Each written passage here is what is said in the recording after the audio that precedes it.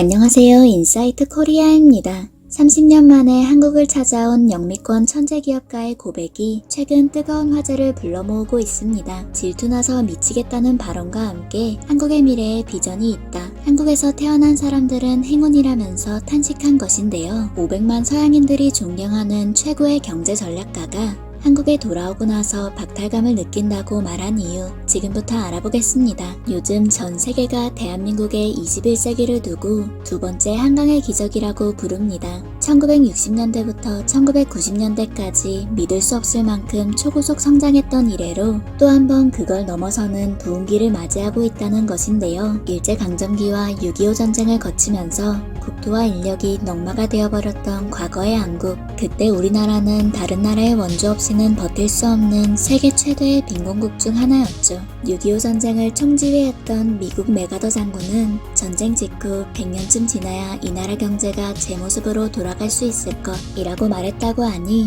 당시의 암담한 상황을 미뤄 짐작할 수 있습니다. 하지만 뜻밖에도 한국은 불과 20여년 만에 전 세계에 유례가 없을 만큼 빠른 속도로 놀랄만한 경제성장을 이뤄냈는데요. 여기에 아시아 뉴질랜드 재단의 전무이사이자 유엔 및 프랑스 태평양 지역 뉴질랜드 총영사 외교정책 고문까지 맡았던 최고의 기업가 사이먼 드레이퍼는 한국은 미래의 비전이 있다. 뉴질랜드의 비전은 어디 있는가? 라는 칼럼을 기고하며 500만 뉴질랜드 사람들 사이에 파문을 일으켰다고 합니다. 2년여 만에 처음으로 아시아 지역을 방문하고 돌아왔는데 한국을 보고 마음이 겸손해지면서 한편으로는 질투가 난다. 내 이야기는 30년 전 외교일을 처음 시작했던 때로 거슬러 올라간다. 1992년 외교통상부에서는 한국의 새로운 어학연수 사업에 대한 소문이 돌았다. 한국이 어디야? 라는 나의 천진난만한 질문은 그에 대한 관심으로 받아들여졌고 결국 2년 동안 서울에 있는 어학당에서 공부한 뒤 소고기 수입 현장을 위한 업무에 파견되었다. 그건 나한테 정말 어려운 경험이었다. 한국은 1978년까지 뉴질랜드의 공적 개발 원조 대상국이었다. 90년대에도 여전히 상대적으로 가난한 나라였으며 오염되고 시끄러운 곳이었다. 한식이 아닌 다른 음식이 먹고 싶을 때도 나에겐 인도 음식이라는 한 가지 선택밖에 없었다.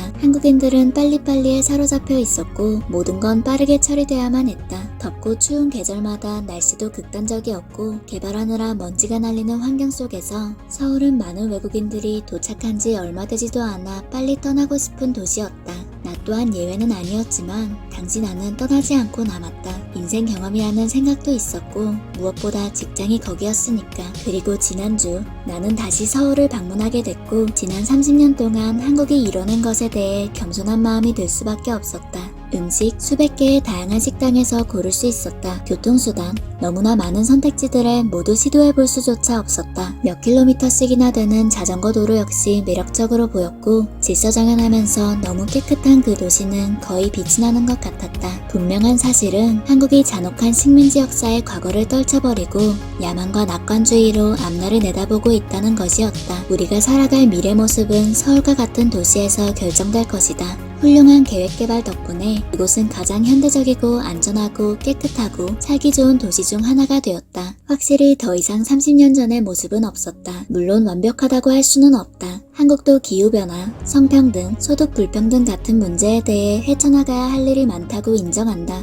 하지만 그들이 극복해낸 그동안의 많은 어려움들을 생각해보면 이것 또한 충분히 해결해낼 것이라고 장담한다. 한국은 계획이 있다. 기업 협력 계획, 산업개발 계획, 그렇다면 뉴질랜드의 계획은 무엇일까? 30년 후에 우리는 어떤 산업에서 가장 뛰어나고자 하는가? 그 방법은 또 어떻게 할 것인가? 우리의 인구 계획은 어느 정도인가? 그 사람들은 앞으로 어디에 살 것인가? 우리나라만의 야망이나 비전은 무엇인가? 지속 가능한 성장과 변화를 달성하는 데는 이러한 비전을 가지고 그것을 이해하는 것이 중요하다. 우리에게 비전이 있다면 어떻게 실행해야 할까? 앞서 말했듯 서울에 돌아왔을 때 나는 부러움과 겸허한 마음이 들었다. 한국인들이 자신들의 삶을 더 나은 수준으로 끌어올렸다는 것과 그들의 환경, 민주주의, 인권을 향상시키며 수백만 명의 사람들이 부유한 중산층이 되었다는 사실에 질투가 났다. 그들의 삶은 30년 전에 비해 훨씬 눈에 띄게 나아졌고 풍요로워졌다. 그리고 그것은 앞으로도 계속될 것이다. 집에 돌아와 보니 뉴질랜드는 지난 30년 동안 꽤 정적이었던 것 같다. 한국 언론과 예술가들에게 뉴질랜드라고 하면 무엇이 떠오르는지 물어봤는데 내가 들은 유일한 대답은 이미 20년 전 개봉했던 영화 반지의 제왕뿐이었다. 이곳 뉴질랜드 사람들은 우리가 여기 태어난 것이 행운이라고 말하곤 한다. 글쎄, 만약 당신들이 30년 전에 태어났다면 오클랜드보다 서울에서 태어난 것이 더 행운이었을 것이다. 이처럼 영미권 최고 기업가가 절절하게 탄식하며 던진 화두에 뉴질랜드 네티즌들 사이 뜨거운 토론이 벌어졌는데요. 한국이랑 뉴질랜드가 도대체 무슨 상관이야? 걔들은 엄청 부유하고 나라 자체에서 교통이나 인터넷, 기술 등에 몇십억 달러씩 투자하잖아. 우리는 거대 규모의 기술 회사도 없고 그들처럼 문화적인 영향력도 크지 않아. 게다가 미국이랑 강한 연대를 형성하면서 세계에서 가장 큰 수출국을 옆에 둔 것도 아니잖아. 한국은 애초부터 조건이 유리하다고 말하는 한 네티즌의 댓글에 다른 네티즌들이 반박하기 시작했죠. 한국 경제는 종전 후 가발을 만들고 수출하면서 점진적으로 커졌어. 나무 판자촌 잔해에서부터 시작해서 오늘날에 이른 거지.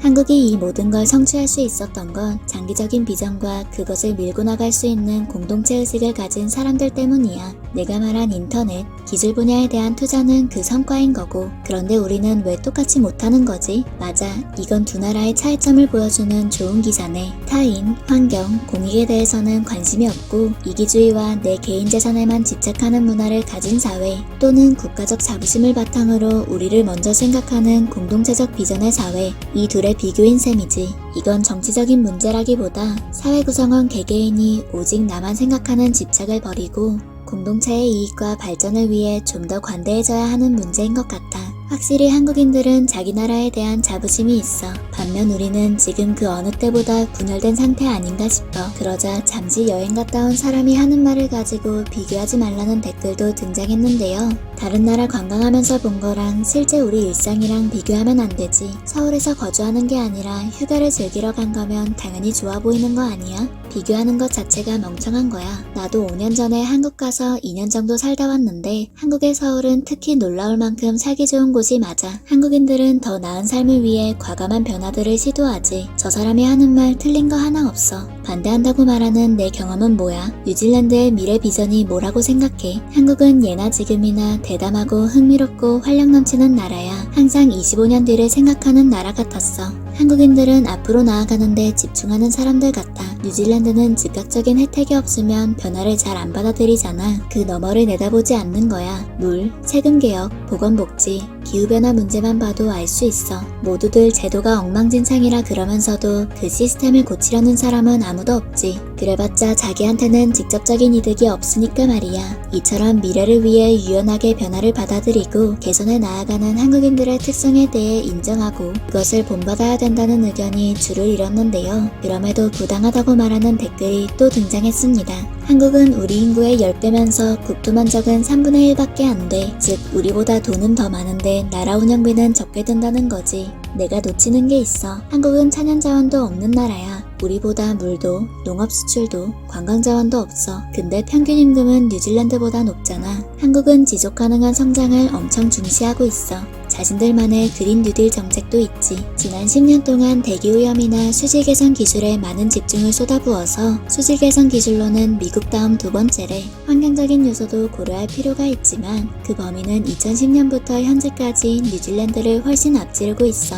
이와 같이 한국의 말도 안 되게 빠른 성장에는 한국인들의 효율 중심적이고 실용주의적인 사고가 기저에 깔려있기 때문이라는 의견들도 많았죠. 천연자원이 전혀 없는 아주 빈곤한 식민지에서 한 세대 만에 아시아 국가 중 가장 발전되고 부유한 나라가 된 한국. 이러한 발전을 이룩할 수 있었던 건 야심찬 비전과 그 목표를 위한 일관성 있는 계획 그리고 창조적이면서 진취적인 실행력이 있었기 때문인 것 같은데요. 결국 우리나라의 가장 큰 장점은 우리 국민들이라고 봐야 할 것 같습니다. 한강의 기적이 가능했던 건 무엇보다 나라와 가족을 위해 묵묵히 헌신하고 땀 흘려 일한 우리의 윗세대가 있었던 덕분이겠죠. 역사적으로 모든 걸 잃어버렸던 시절부터 비록 한국에 남은 건 이 땅을 살아가는 사람들과 애국심뿐이었지만 그것이 사실 가장 큰 유산이었던 것입니다. 바로 우리 한국인들의 근성과 공동체 의식 말입니다. 한국을 평가할 때 수천 년을 독립국가로서 당당하게 지켜온 그 저력을 간과해선 안 될 것입니다. 그리고 오늘날 우리도 앞으로의 미래를 위해 앞선 세대처럼 계속해서 노력해 나가야겠죠. 지금까지 인사이트 코리아였습니다. 감사합니다.